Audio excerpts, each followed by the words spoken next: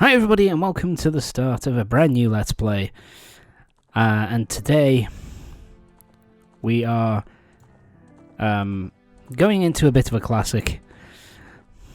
We're going back to the Legend of Zelda series with the Legend of Zelda Ocarina of Time. Originally released in 1998. Thank you Nintendo. Originally released in 1998 for the Nintendo 64, and it's been pretty much re-released for every single fucking system you could possibly imagine. Every single Nintendo system, anyway. And so, yeah, we're starting off with... so we're going to be playing through Ocarina of Time. Yeah, I don't know what was up with that file. There was nothing there. But whatever.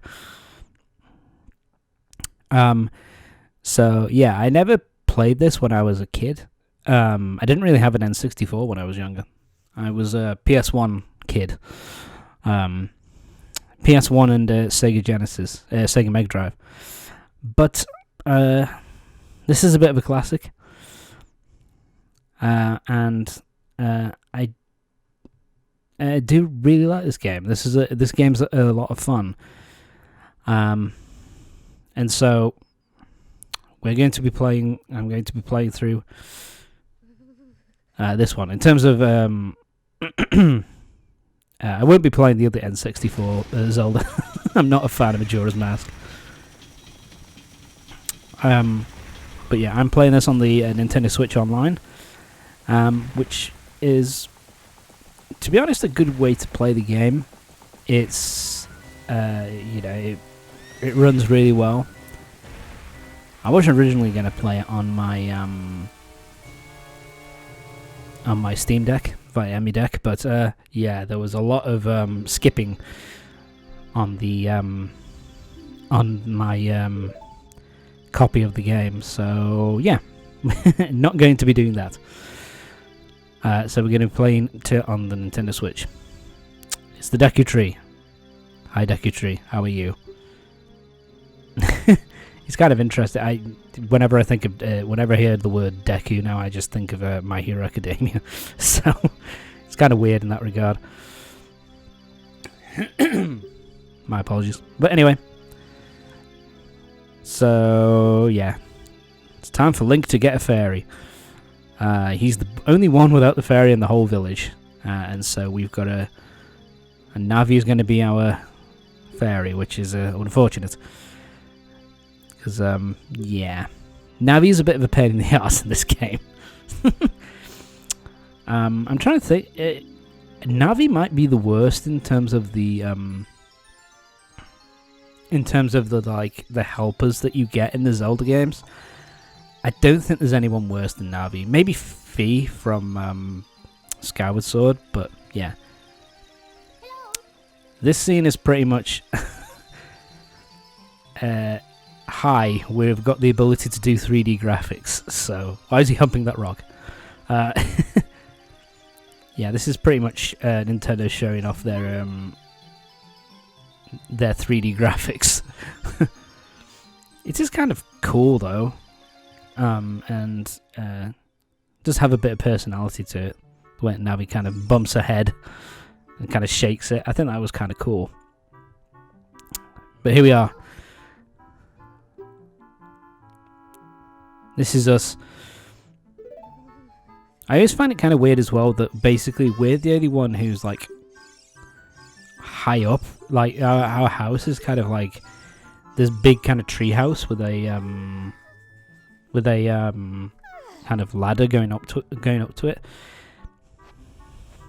It's kind of interesting.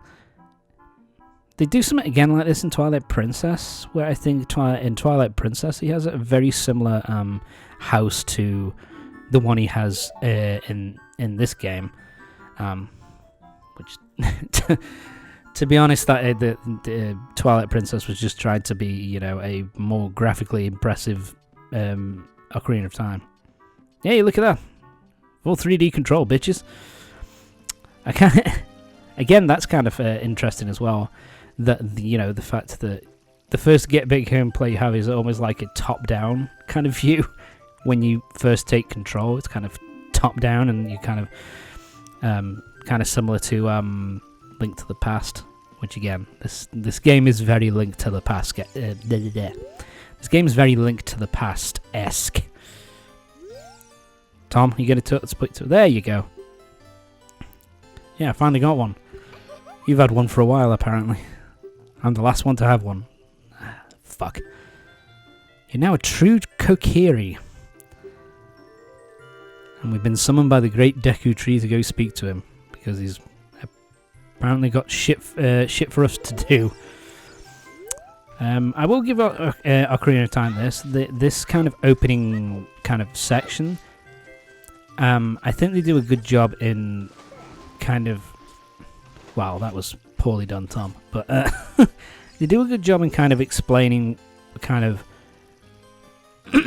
sorry, kind of explaining what you need to do, and it's a good kind of little tutorial area here to kind of get you up to snuff with like the basic kind of 3D controls. So I kind of like that element of this. So yeah, this prick here, Mido, he's not letting us through. Basically, he's in the way of us going to see the Great Deku Tree. So what we need to get is both a sword and a shield before we can go see him. Why? Because Mido says that's the case, and Mido's a prick. So we need to equip a sword and a shield in order for us to move on. The shield we can get easily enough. It's there's a general store here which sells shields, and we need, I think, 40 rupees in order for us to be able to buy ourselves a shield. For the sword, we basically have to head off in this direction. And there's basically a little passageway here. There you go. Hi. This is me trying to work out what the fuck... Okay, there we go. Crawl underneath. My apologies. And we head into here. It's best to try and get the sword out of the way first, because you get a lot of money through chopping down plants, and so we need a sword for that first. Again, I found that really cool, the fact that Link has to kind of jump into the opens up the treasure chest and has to kind of basically lean all the way over into it to grab whatever inside. It's kind of a nice little introduction. This is something which I find kind of weird. You have to go in and you have to equip your sword manually. I suppose it's just a way of them getting you used to it, so that you fuck you. Just so you can know how to equip all the equipment that you're going to be needing throughout the entire game. But I think they could do it automatically, just as soon as you get the sword and shield, just do it that way, and then when you get a new stronger shield, you get a new stronger sword, you know what I mean? That is when you can when it teaches you all about equipment swapping and all that. Oh yeah, I was here for a little bit. I was trying to pick this bastard up, and I just couldn't work it out, and so eventually I was just like, fuck it.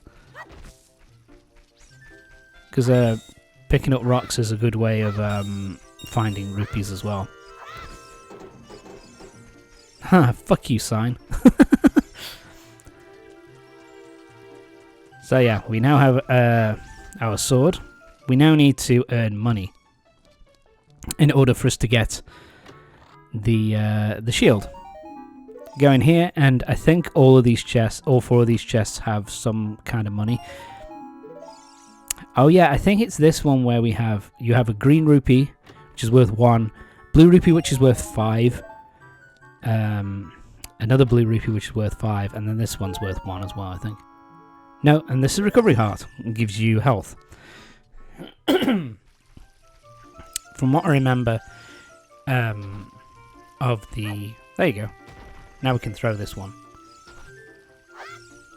Yeah. I kind of like this as well because it's like you're just showing up the dude. He's trying to pick up one and you're just like, fuck you. There we go. My apologies. Really? You can't pick these up? I can pick it up. Yeah, nothing. I was like, fuck. Nothing. Did I see something? I saw something. Oh, blue rupee. So yeah, I think you've got the blue. Early on in the game, you're only going to find green and blue, which are worth 1 and 5. I think there's red rupees, which are worth 10. Yellow rupees, which are worth 20.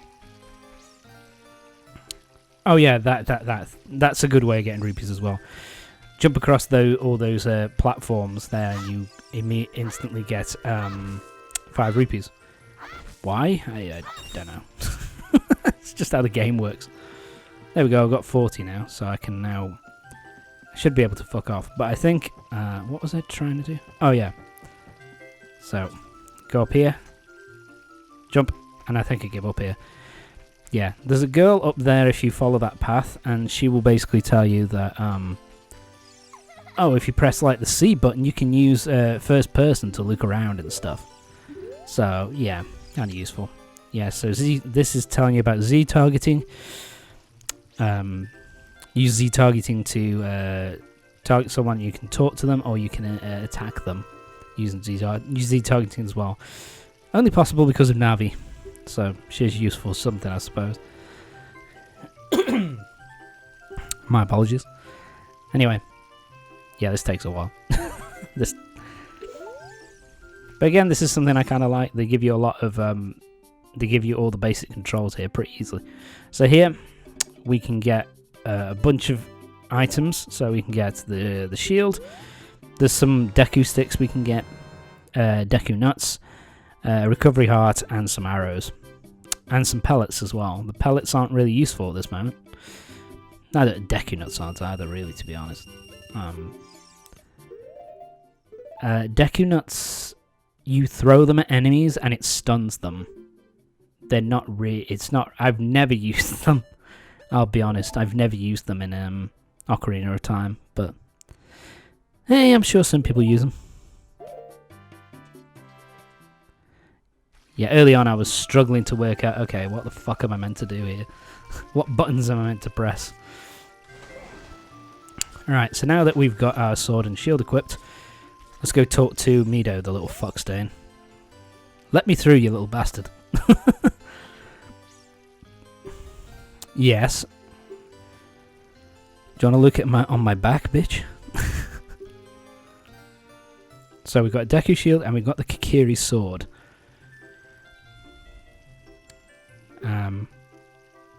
Yeah, they kind of make a big deal about the Kikiri sword. It's the only one you can get in the whole game.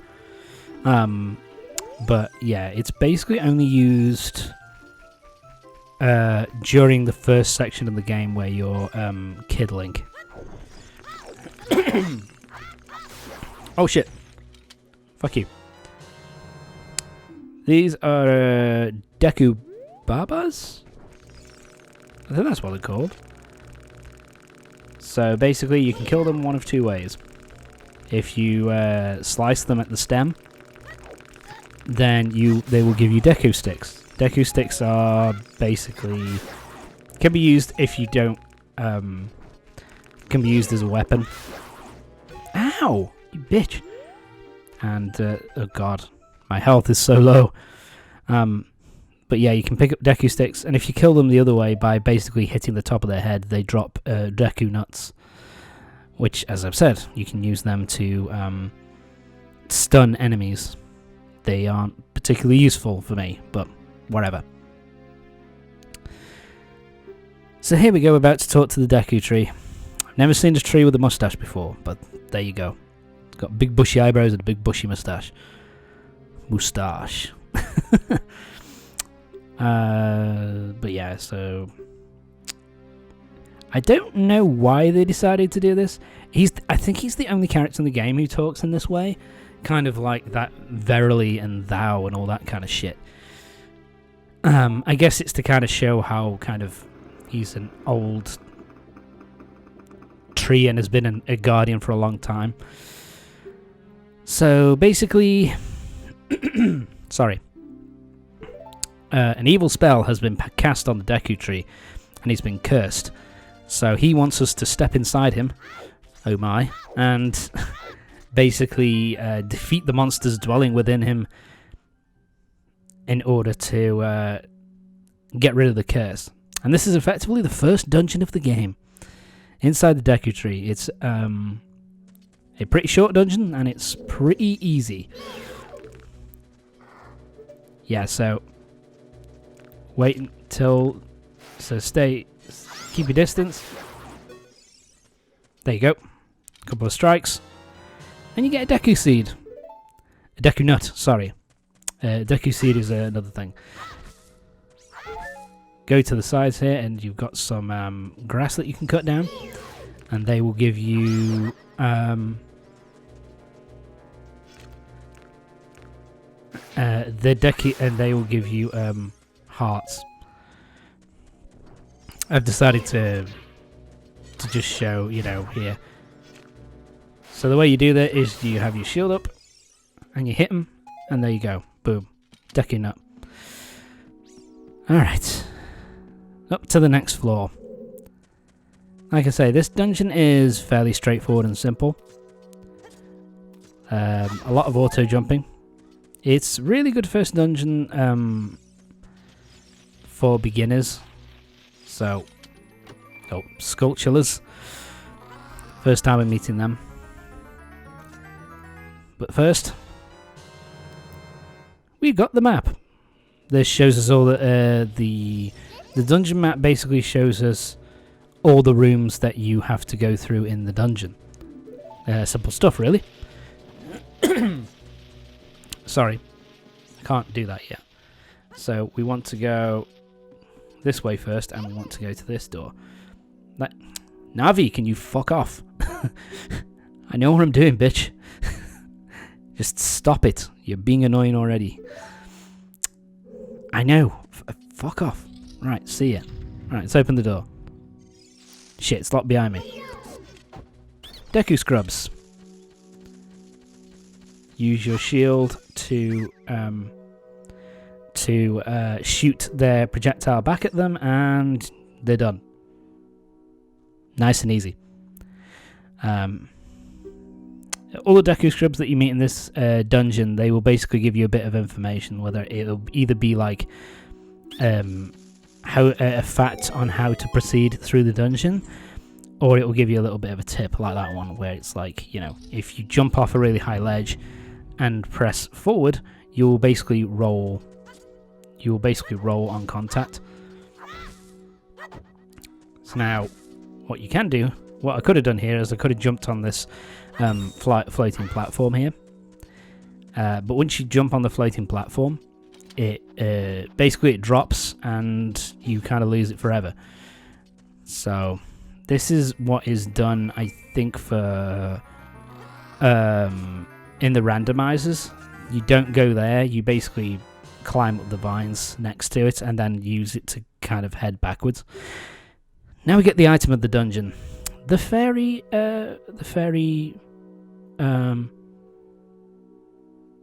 fuck. It just said it. The fairy slingshot. Why did that take so long? This is where I was trying to work out for the life of me. How the fuck do I put this on the seat on the stick? You have to use the right analog stick. Oh, that camera. So yeah, flick the left analog, flick the right analog stick to the left. Hold it down. What am I doing? Yeah, hold it. Hold it. Hold the left analog there, right analog stick to the left. There you go, you bitch. And there you go, ladder. But because this is here, I can just jump straight across. I didn't need to do that at all. Oh well. So there we go. And that is the item that we need to complete the dungeon. But that's going to be it for this part. Join me next time for the next part of Ocarina of Time, when we'll be finishing off the first dungeon of the game, the inside the Deku Tree, and we'll also be getting information on what we need to do next from the Deku Tree himself. So yeah, see you next time.